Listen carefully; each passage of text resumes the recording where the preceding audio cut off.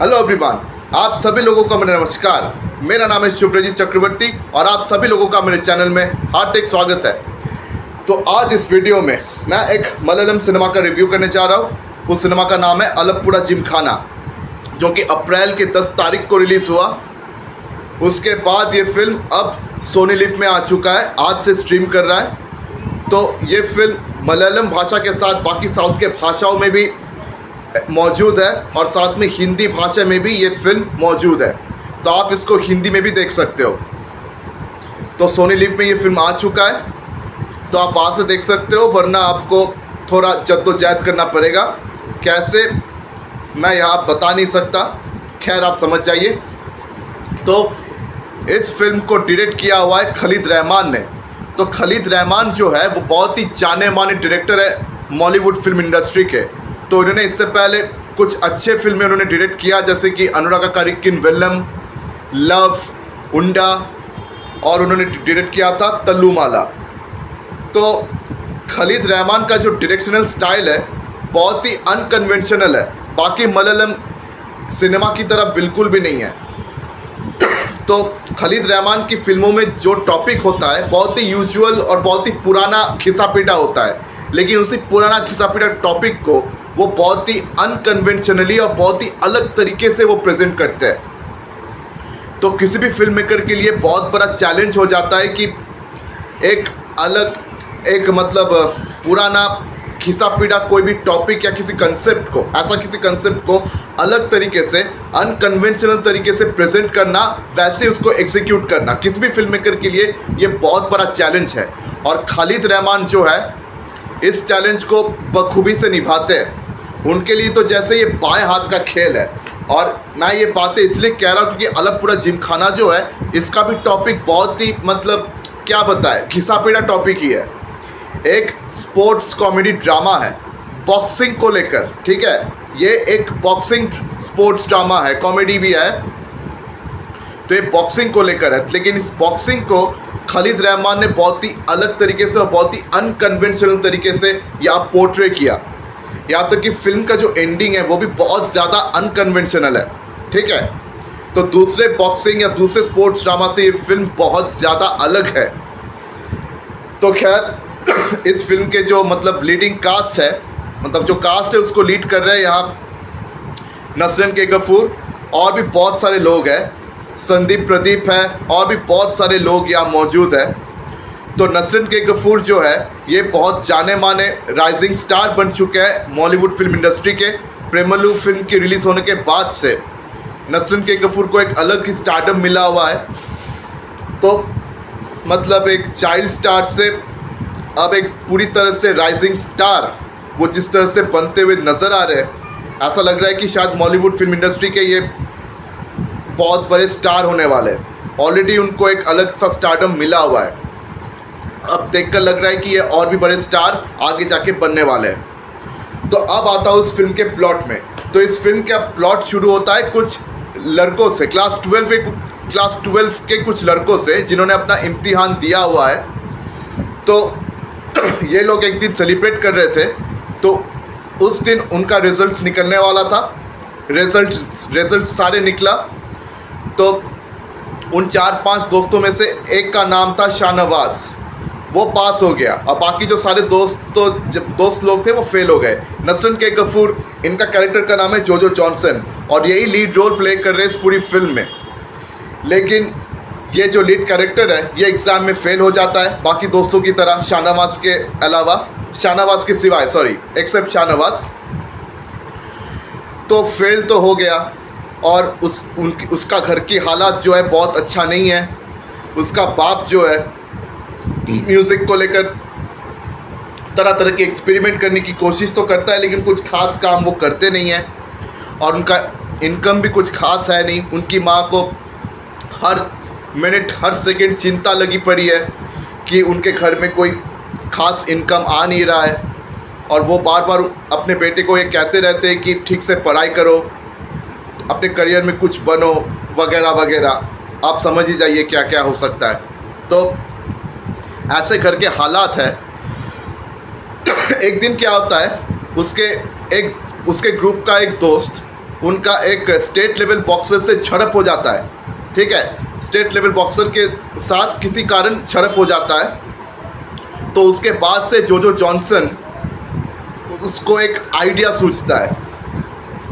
अब उसने खुद देखा है कि वो पढ़ाई में तो एकदम ज़ीरो है, पढ़ाई उससे होगा नहीं। तो उसने क्या तय किया कि अब वो बॉक्सिंग को एक माध्यम बनाएगा ताकि उसके मदद से उसको थोड़ा ग्रेस मार्क्स मिल जाए और वो क्लास 12 एग्ज़ाम को तो सिर्फ पास ही नहीं करेगा, साथ में वो किसी भी कॉलेज में दाखिला ले सकता है स्पोर्ट्स कोटा के ज़रिए।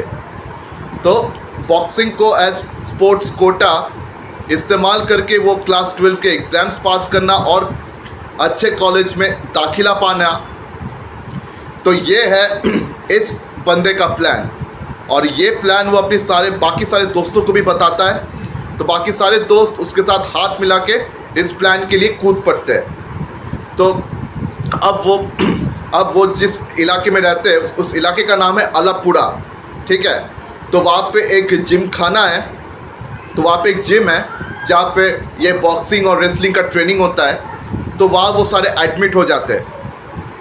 फिर धीरे धीरे वो बॉक्सिंग सीखने लगते हैं, ठीक है। कुछ महीने हो गए उनको बॉक्सिंग सीखे हुए। फिर डिस्ट्रिक्ट लेवल पर उनका मैचेस शुरू होता है। तो डिस्ट्रिक्ट लेवल पे इन्होंने बहुत बढ़िया परफॉर्म किया। उसके बाद जब स्टेट लेवल पर उनका परफॉर्मेंस का वक्त आया, तब से उनको बहुत बड़ी रियलिटी चेक्स मिलने लगा। तब से उनको एहसास होने लगा कि ये बॉक्सिंग एक्चुअली कितना मुश्किल है, ये बॉक्सिंग एक्चुअली क्या है, और स्टेट लेवल का बॉक्सर बनने के लिए क्या क्या बनना पड़ता है। क्योंकि कुछ स्टेट लेवल के बॉक्सर्स हैं जिनको इन्होंने देखा है, क्योंकि उनका एक दोस्त का झड़प हुआ था स्टेट लेवल के एक बॉक्सर से, और उनका जो एक कोच है वो भी स्टेट लेवल, वो भी मतलब साउथ एशियन चैम्पियनशिप के लिए तैयारी कर रहे हैं, वो भी स्टेट लेवल के बहुत बड़े बॉक्सर हैं, 2 बार गोल्ड मेडल्स जीते हुए हैं। तो जब वो स्टेट लेवल पर जाते हैं तो उनको समझ में आता है कि ये जो बॉक्सिंग है ये कितना मुश्किल हो सकता है, कितना टफ हो सकता है। तो धीरे धीरे उनको रियलाइज़ होने लगता है इस बॉक्सिंग खेल के बारे में। तो इसके बाद क्या होता है नहीं होता है, अगर आपको जानना है तो आपको ये पूरी फिल्म देखनी पड़ेगी। तो देखिए, मैंने पहले ही कहा है कि खालिद रहमान जो है वो बहुत ही अनकन्वेंशनल तरीके से अपनी फिल्मों को, अपने टॉपिक्स को प्रेजेंट करता है। तो यहाँ बॉक्सिंग को भी उन्होंने बहुत ही अनकन्वेंशनल तरीके से प्रेजेंट किया हुआ है। तो पहला अनकन्वेंशनल चीज़ जो है कि नस्लन के गफूर इस फिल्म में लीड कैरेक्टर प्ले कर रहे हैं, लेकिन उनके साथ जो बाकी कैरेक्टर्स हैं उनका भी इक्वली स्ट्रॉन्ग रोल है। मतलब नस्लन के गफूर उनको अकेला पूरा मतलब फोकस मिला ऐसा नहीं है। उनके साथ उनके जो बाकी दोस्त हैं, उनके जो कोचेस हैं, उन सबको फोकस मिला है, बराबर का फोकस मिला। मतलब किसी को देखकर ऐसा लगेगा नहीं कि कोई मतलब लेफ्ट आउट हुआ या किसी को फोकस मिला नहीं या बेकार उनको लिया गया, ऐसा देखकर लगेगा नहीं। सबका एक बहुत ही मीठी रोल था इस फिल्म में। तो ऐसा बहुत ही कम ही फिल्म हमें देखने को मिलता है जहाँ पे इतने सारे एक्टर्स एक साथ होते हैं और सबको बहुत ही मीठी रोल मिला हुआ है। ये 2.5 घंटे का फिल्म है, लेकिन सारे एक्टर्स को बहुत ही मतलब स्ट्रॉन्ग रोल मिला हुआ है। तो ये पहला अनकन्वेंशनल चीज़ है इस फिल्म के बारे में। और दूसरा, जिस तरह से बॉक्सिंग को पोर्ट्रे किया गया, वरना बाकी बॉक्सिंग फिल्म्स में हम क्या देखते हैं, एक टिपिकल टेम्पलेट और एक टिपिकल स्टाइल देखते हैं कि एक अंडरडॉग बॉक्सर, उसका राइज देखते हैं, ठीक है। फिर अचानक बीच रास्ते पे एक गिरावट आ जाता है उनके करियर में, फिर सिनेमा के अंत में फिर से उनका राइज होता है, अंत में वो चैम्पियन हो जाता है और फिल्म को एक बहुत ही हैप्पी शानदार चैम्पियन वाली एंडिंग मिलता है। तो ये राइज फॉल राइज, ये टेम्पलेट बहुत ही पुराना और बहुत ही आउटडेटेड है। तो इस टेम्पलेट पर बहुत सारे स्पोर्ट्स ड्रामा ऑलरेडी बन चुका है, लेकिन ये अलापुरा जिमखाना इस टेम्पलेट को बिल्कुल भी फॉलो नहीं करता। इस टेम्पलेट को पूरी तरह से तोड़ता है और अपना एक अलग ही टेम्पलेट बनाता है, ठीक है। क्योंकि ये जो बॉक्सिंग है इन सब के ज़िंदगी में, ठीक है, ये बहुत मतलब बड़ा रोल निभाता है। इनका कॉन्फिडेंस बूस्ट करने का इनका कॉन्फिडेंस बूस्ट करने के लिए बॉक्सिंग बहुत ज़रूरी है। इनका जो डिस्ट्रिक्ट है आलापुरा डिस्ट्रिक्ट, ठीक है, तो वहाँ से काफ़ी साल हो गए किसी बॉक्सर को ढंग से गोल्ड मेडल जीते हुए, क्योंकि इस डिस्ट्रिक्ट को काफ़ी सालों से कोई चैम्पियन बॉक्सर्स नहीं मिल रहा है और ये डिस्ट्रिक्ट काफ़ी सालों से जीत नहीं रहा है, तो उनके लिए बहुत बड़ी इज्जत की बात हो गई थी। तो जब उन्होंने स्टेट लेवल पर एंट्री करी तो उन सारे बॉक्सर्स को बहुत ही नीची नज़रों से देखा जा रहा था, उनको खुद में कॉन्फिडेंस नहीं था। लेकिन जिस तरह का उनका परफॉर्मेंस हुआ है उसके बाद उनका कॉन्फिडेंस बढ़ गया। तो अंत में उन्होंने तय किया कि वो फिर से कोशिश करेंगे, ठीक है, अंत में उन्होंने तय किया कि वो फिर से कोशिश करेंगे, फिर से स्टेट लेवल पे जाएंगे और इस बार वो चैम्पियन बन के दिखाएंगे। तो उस फिल्म की एंडिंग कुछ ऐसे होता है, मतलब आप ये उम्मीद मत कीजिए कि सब चैम्पियन बन के आ गए वैसी एंडिंग है, नो, ये एंडिंग वैसी नहीं है। तो इस फिल्म का एंडिंग बहुत ही अलग किस्म का है। तो ये एक बहुत ही अनकन्वेंशनल बात है और जो सारे बॉक्सर्स हैं उन सब में एक मैच्योरिटी नज़र आता है। At the end of the film उन सब में एक मैच्योरिटी नज़र आता है। उन सबको बॉक्सिंग के बारे में, लाइफ के बारे में बहुत कुछ ज्ञान मिल जाता है, बहुत कुछ सीखने को मिलता है कि उनके life at the end of the film sorted हो जाता है कि अब हमें क्या करना चाहिए, अब हमें इस खेल को लेकर किस तरह आगे बढ़ना है, क्या करना है, नहीं करना है। यहाँ तक कि जो लीड कैरेक्टर है जो जॉनसन, जिसका रोल नस्लन के गफूर प्ले कर रहे हैं, उनको भी एक रियलाइजेशन हो जाता है at the end of the film कि मुझे ये करना है, मुझे वो करना है। तो बॉक्सिंग उनके लिए इज्जत की बात है, एक रियलाइजेशन की बात है और उनके लिए मैच्योरिटी की भी बहुत बड़ी बात है। तो ये बॉक्सिंग उनको मैच्योरिटी की तरफ आगे ले जाता है, क्योंकि बॉक्सिंग सीखने से पहले ये सारे इमैच्योर थे। इन सबको पता ही नहीं था कि ज़िंदगी में कैसे आगे बढ़ना है, क्या करना है, इनका कोई मकसद नहीं था। लेकिन ये बॉक्सिंग में आने के बाद इनको अपना मकसद साफ दिखने लग गया।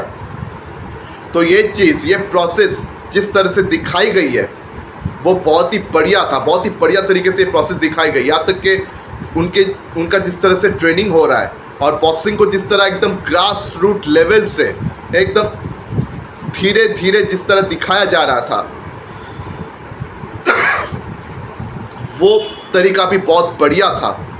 क्योंकि बॉक्सिंग को इस तरह ग्रास रूट लेवल पे दिखाना ये किसी भी फिल्म मेकर के लिए बहुत बड़ा चैलेंज है और बहुत सारे बॉक्सिंग फिल्मों में इस तरह से बॉक्सिंग को दिखाया नहीं जाता कि ग्रास रूट लेवल पर बॉक्सिंग किस तरह से सिखाया जाता है, किस तरह से बॉक्सिंग को लेकर कोचिंग होता है। तो ये बॉक्सिंग इस गेम पर टिके रहने के लिए आपको कितना मजबूत होना पड़ेगा, आपको कितना फिट होना पड़ेगा, आपको कितना स्ट्रांग होना पड़ेगा, आपको कितना तैयार होना पड़ेगा, ये जो रियलाइजेशन है ये एकदम धीरे धीरे, स्लोली, स्टेडली और ग्रेजुअली तैयार होता है।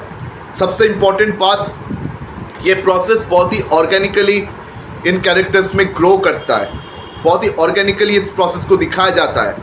मतलब एक स्लो बर्निंग प्रोसेस है, ये थोड़ा स्लो बर्निंग प्रोसेस है लेकिन बहुत ही इफ़ेक्टिव प्रोसेस है। मतलब ये प्रोसेस देखकर आप बिल्कुल भी बोर नहीं होंगे, बल्कि आप खुद रियलाइज़ करेंगे कि ये खेल कितना टफ है और इस खेल में आगे रहने के लिए कितना मेहनत करनी पड़ेगी, कितना आपको सैक्रिफाइसेस करना पड़ेगा, कितना फिट रहना पड़ेगा, क्या क्या करना पड़ेगा। पूरे प्रोसेस को एकदम पूरी डिटेल्स में दिखाया गया इस फिल्म में।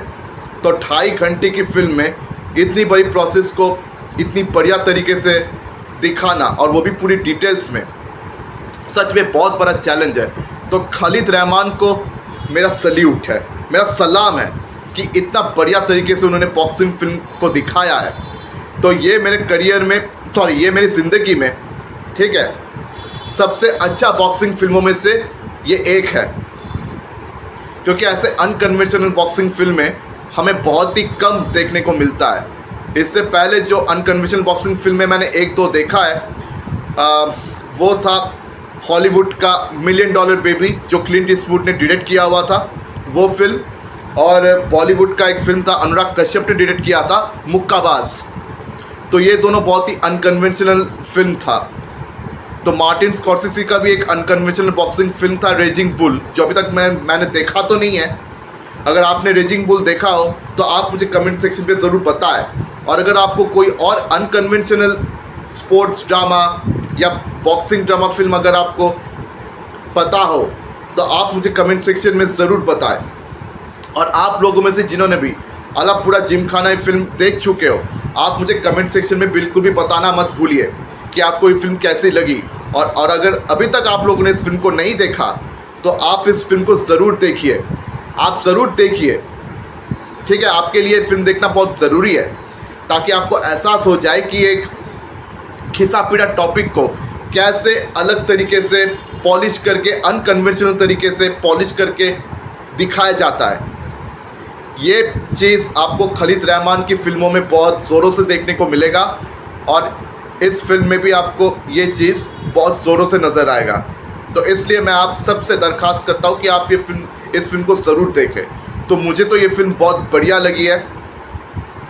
तो ये फिल्म सुपरहिट होने की बिल्कुल लायक था और मुझे बड़ा खुशी है कि ये फिल्म सुपरहिट हुई है, क्योंकि बॉलीवुड इंडस्ट्री को सुपरहिट फिल्मों की बहुत ज़रूरत है। क्योंकि आखिरी कुछ साल उनके लिए बहुत ही ख़राब जा रहा है, उनको बहुत बड़ा लॉस हुआ है पिछले साल 700 करोड़ के ऊपर। तो देखते हैं इस साल क्या होता है। तो मैंने पहले सजेस्ट कर दिया आप लोगों को, ये फिल्म आप ज़रूर देखें। तो खैर अपनी वीडियो को मैं यही समाप्त करता हूँ। तो मेरी वीडियो अगर आपको पसंद आई हो तो मेरी वीडियो को लाइक करें, ज़्यादा से ज़्यादा मेरी वीडियो को शेयर करें और हाँ, मेरे चैनल को सब्सक्राइब करना बिल्कुल भी मत भूलिएगा। तो आज मैं आप सबसे विदा लेता हूँ, फिर मुलाकात होगी अगले वीडियो में। धन्यवाद।